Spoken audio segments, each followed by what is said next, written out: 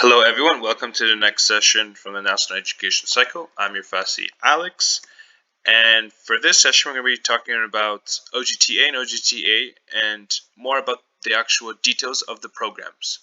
Okay, so first we're going to talk about global talent. So as you can see, global talent is a professional work experience abroad.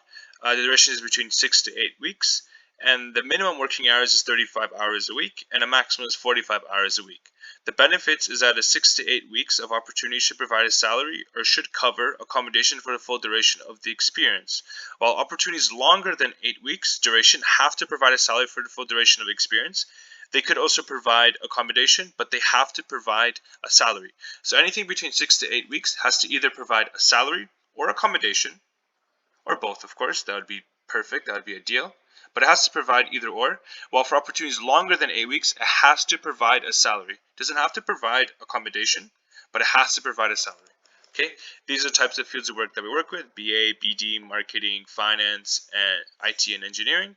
While the main the organizations that we target are companies, so multinational companies, small to medium-sized enterprises, and startups. While the target is usually between 19 to 30 years old, since anyone over the age of 30 cannot participate in ISAC exchange anymore, since we focus on youth. And as you can see, these are the three duration types we have: short, medium to long. Okay, so that's for global talent. For global teacher, as you can see, it's a professional teaching experience. It's 9 to 7 weeks. It's not like global talent where it could be from 6 weeks.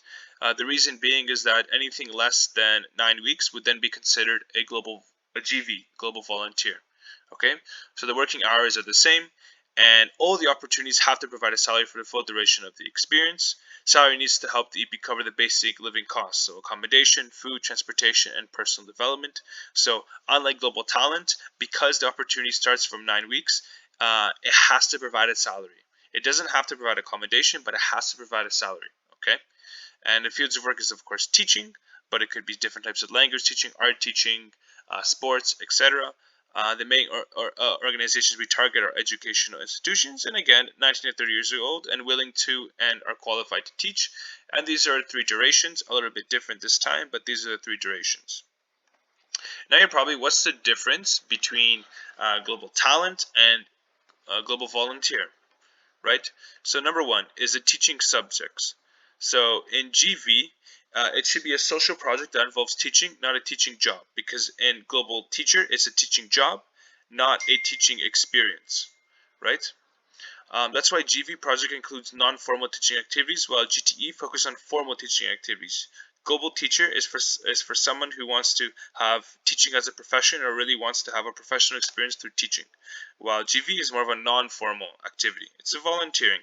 GV can be 6 to 8 weeks, while global teacher can be 9 to 7 weeks.